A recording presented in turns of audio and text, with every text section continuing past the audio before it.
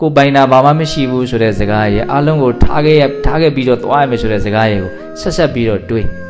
နော်ကိုပိုင်နာရှိတယ်လို့စိတ်ထဲမှာထင်လို့ရှိရင်တစ်ချိန်မှာအပြီးထားခဲ့ပြီးတော့သွားရမယ့်အနေအထားကိုမြင်ကြည့်ပေါ့အဲ့လိုဆိုရင်ကိုပိုင်နာဘာမှမရှိဘူးဆိုတာပို့ပြီးတော့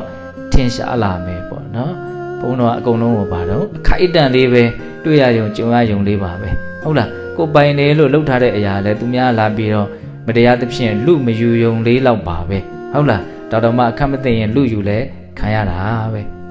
ဟုတ်တယ်မဟုတ်လား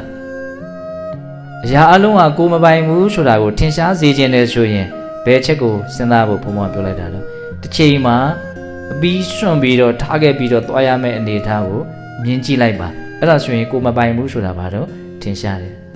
ဘုံကအသေးစိတ်ကလေးတော့ပြောရင်လည်းဒါပေမဲ့အချိန်တိုလေးတွင်မှာပြောတာဆိုတော့နီလန်လေးဒီလောက်ပဲဘုံပြောလိုက်ပါနော်